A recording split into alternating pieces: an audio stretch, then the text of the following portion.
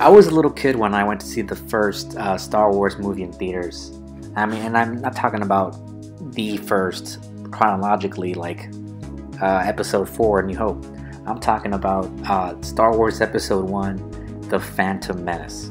And just the space adventure, the fun I had, the battles, the Force, and all that cool lightsaber action just got me hooked. Ever since then, like all throughout middle school, I was just a big Star Wars fan. Like, I loved the prequels. I loved like the clones and stuff and the droid armies and, you know, the Jedi.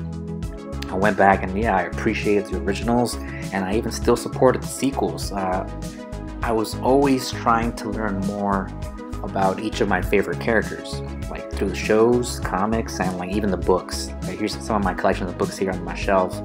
But all in all, my favorite character of all time from Star Wars have always been the mysterious Mandalorian bounty hunter, Boba Fett. Yes, like I was obsessed with Boba and his father Jango, like, and anything to do with like the Mandalorian stuff. Like, I read basically all the comics and as many of the books that had to do with the Mandalorians or had to do with the Fetts, or, you know, books like the Bounty Hunter Wars, like Jango Fett comics, and like the Star Wars Bloodlines book. Yeah, I read it all. And like, I was clearly one of those fans that was like supporting that rumored Boba Fett standalone movie that was gonna happen. Like, it was a rumor, and like they even got the director of Logan like make it, but it didn't end up happening, and I was bummed. But I think we ended up getting something way better, and that's The Mandalorian. I mean, come on, it's the first live-action Star Wars show that's about some of the best warriors in the galaxy. I mean, the Mandalorian is a badass, and I mean, man of few words, gunslinger type, and he's a bounty hunter. I mean, come on, Baby Yoda blew everyone's minds. I think my favorite episode is the one where he teams up with the mercenaries, and they break into that New Republic prison. That was super cool. I loved it. It was hilarious, a lot of cool action.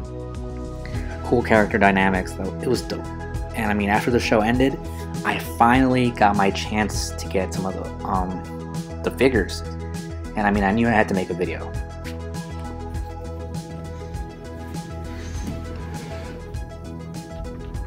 So here's kind of the set of like the Mandalorian video that I kind of created and like mashed together. So I mean, we have like a little building here with two like a silver diorama walls. Here's the main bar where Hondo is, his bar kind of, and this is actually just literally a box that I kind of repurposed, and like I flattened out, I cut out like the entryway. These little details on the sides are literally pieces of wood, like extra wood clippings from the Peter Parker house from Infinity War. And that's also in production. So I figured, like, instead of throwing these away, I could just repurpose and use them. So like I painted them brown, I glued them to the walls of the bar to give it some detail. And I think it came out pretty, looking pretty good. And I added some like tattoo, well, not tattoos, but like, you know, Star Wars writing. So here's like the credit symbol. Here's a word, and actually in Mandoa, the Mandalorian language. So you guys are Mandalorian fans, you can translate that and let me know in the comments what that means. Here's some more Star Wars writing. Here's like the most popular language in the universe, and here's like Huttese. But yeah, I try to add some little details here and there. And then what I did was I added some clay to this corner, and I repurposed this Lego Ewok glider, and I actually stuck it here so that it had like a little umbrella. So I know in some of the Star Wars buildings there's always like little umbrellas that provide shade and stuff outside. So in the actual video you'll see this Ewok glider repurposed up here, like stuck up here.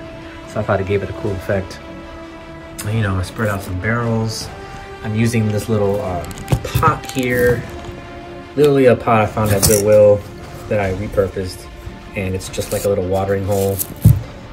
And here is the do-bag, Black Series do-bag. You know, in the background, to make it come alive, I have like a lot of aliens, I have some droids, and I want to have creatures and ships in the background just to make it feel like a, you know, like Star Wars.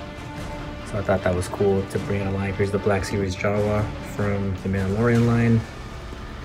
Dewback. There's that comics R2 unit, Cara Dune. There's Hondo. He's a Disneyland exclusive. I got him when I was at Disneyland a couple months ago. I used, you know, Luke's speeder in one of the opening scenes passing by. It was kind of fun. Here's the Mandalorian figure. You know, I was lucky to get my hands on it. I know he's still a hard figure to find nowadays. But there's the star, and then for the IG-11, I actually just used IG-88 because I was super excited when he came out in the show, and then I saw that he had like a different mold.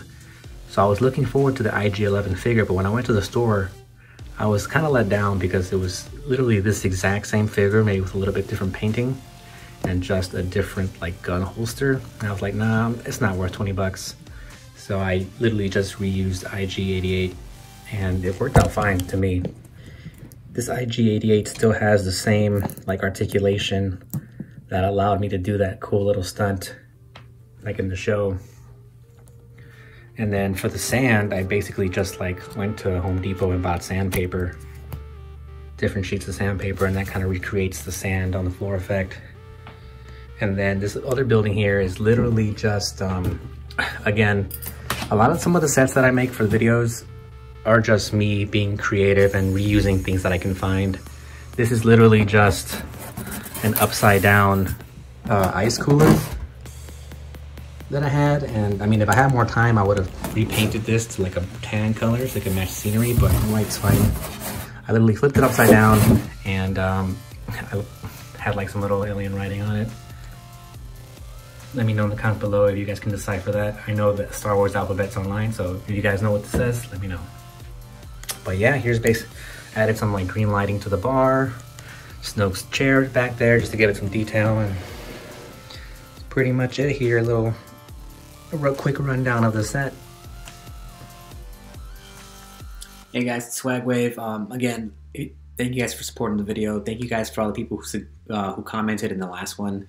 A lot of people was digging the behind the scenes stuff, so I whipped up another one for you guys, and I'm gonna try to do this like on a weekly basis, like maybe a week after every animation's released. I'll release a behind the scenes or making of. So again, thank you guys for supporting. If you guys like this kind of stuff, make sure you leave a like. If you're not subscribed already, make sure you subscribe. Check out all the cool animations that we have in store for you. And if you haven't seen the Mandalorian stop motion yet, what are you waiting for? So again, guys, take care, and I'll see you guys next time.